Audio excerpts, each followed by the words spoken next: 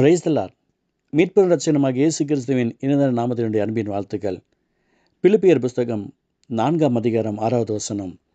நீங்கள் ஒன்றுக்கும் கவலைப்படாமல் எல்லாவற்றையும் குறித்து உங்கள் விண்ணப்பங்களை ஸ்தோத்திரத்தோடு கூடிய ஜெபத்தினாலும் வேண்டுதலினாலும் தேவனுக்கு தெரியப்படுத்துங்கள். அல்லேலூயா. நம்ம வாழ்க்கையில் நாம் ஜெபிக்க வேண்டும் என்று கர்த்தர் நம்மை பார்த்து சொல்லுகிறார். நாம் ஆண்டவருடைய சமூகத்தில் ஸ்தோத்திரம் பண்ண வேண்டும் என்று கர்த்தர் எதிர்பார்க்கிறார். ஒரு இடத்துல ஆண்டவர் சொல்கிறாரு, நீ ஆதியில் கொண்டு வந்த அன்பை விட்டாயின்ற ஒரு பேர் உனக்கு குறை உண்டு. ஆதியில் நம்ம வாயை திறந்து ஜெபித்தோம், வாயை திறந்து துதித்தோம், பாடினோம், ஆராதனை செஞ்சோம். இன்றைக்கி எல்லாம் ஸ்டைலாக மாறிப்போச்சு. எல்லாம் இன்றைக்கி ஐசி வார்டு ப்ரேயர் தான் வந்துருச்சு. எங்கே பார்த்தாலும் ஐசி வார்டு ப்ரேயர் தான். காலைல ஏஞ்ச உடனே தனியாக அவங்க பாட்டில் உட்காந்துக்குவாங்க. கேட்டால் என்னன்றாங்க, என்ன பண்ணிட்டுருக்கிற?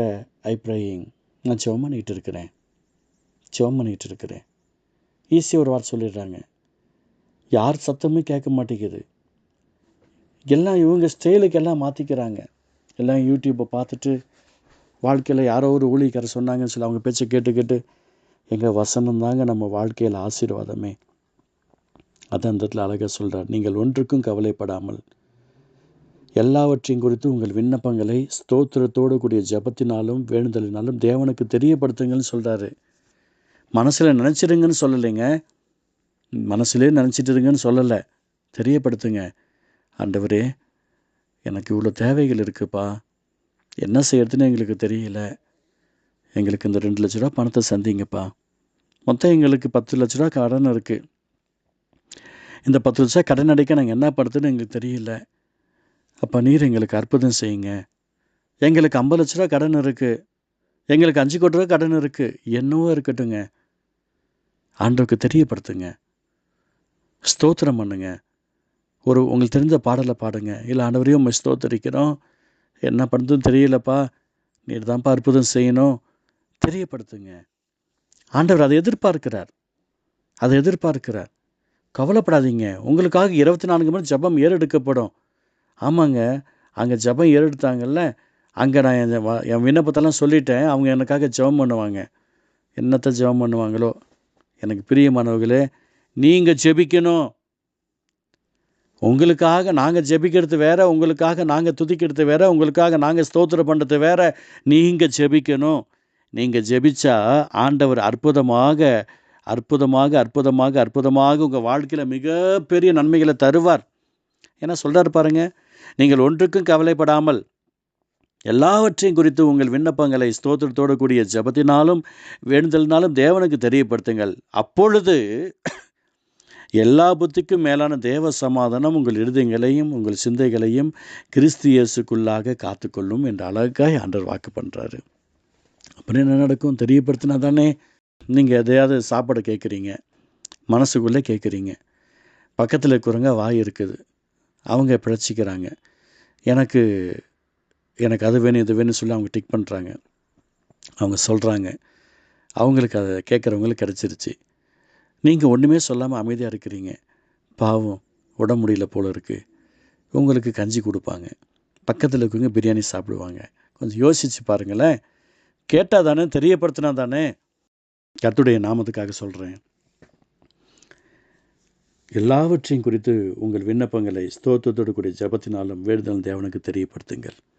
ஆண்டவருக்கு சொல்லுங்கள், உங்கள் மனசில் இருக்கிற வியாகுலத்தை சொல்லுங்கள். ஆண்டவரே, எங்களுக்கு சந்தோஷம் வேணும்ப்பா, ஏசப்பா எங்களுக்கு சமாதானம் வேணும் ஆண்டவரே, அடிக்கடி எங்கள் குடும்பத்தில் இந்த வேதனையால் பாதிக்கப்பட்டுக்கிட்டு இருக்கிறோம், இந்த வேதனை எங்கள் குடும்பத்தில் வரக்கூடாது ஆண்டவரே. ஆண்டவர்கிட்ட கேளுங்க. நான் எவ்வளோ சம்பாரிச்சாலும் கையில் தங்க மாட்டேங்குதுப்பா, கடனாக இருக்குது, ஆண்டவர் நீர் எங்களுக்கு ஒரு அற்புதம் செய்யுங்கப்பா. ஏசப்பாட்ட கேளுங்க, அவர் உங்களுக்கு அற்புதம் செய்வார், நமக்கு அற்புதம் செய்வார். ஏசப்பா, நாங்கள் அமைதியாக இருந்தாலும் இவங்க எங்களுக்கு தொடர்ந்து தொந்தரவு பண்ணிக்கிட்டே இருக்கிறாங்க, நாங்கள் அவங்கள தொந்தரவு பண்ணக்கூடாது, அவங்களும் எங்களை தொந்தரவு பண்ணக்கூடாது, எங்கள் 2 பேருக்குள்ளே சமாதானத்தால் நிரப்புங்க ஆண்டவரே. கேட்கலாமே, தெரியப்படுத்துங்களேன். ஆண்டவரே, பிள்ளைங்க படிக்க மாட்டேங்கிறாங்க, ஆசீர்வாதமாக இருக்கணும், பரிசுத்தமாக இருக்கணும், தெரியப்படுத்துங்களேன். தேவன் அற்புதம் செய்வார். நம்ம என்ன கேட்குறோமோ அதில் உதவி செய்வார். நான் விசுவாசத்தோடு சொல்கிறேன். நான் உங்கள்கிட்ட நிறைய அற்புதத்தை நான் பார்த்துக்கிட்டே இருக்கிறேன்.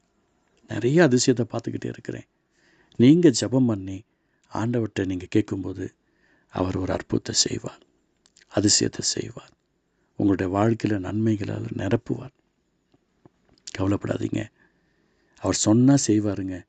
நீங்கள் ஒன்றுக்கும் கவலைப்படாமல் எல்லாவற்றையும் கொடுத்து உங்கள் விண்ணப்பங்களை ஸ்தோத்திரத்தோ கூட ஜெபத்தினாலும் வேண்டுதலாலும் தேவனுக்கு தெரியப்படுத்துங்கன்னு சொல்லிட்டாரு. நீங்கள் என்ன வேணால் இருக்கட்டுங்க.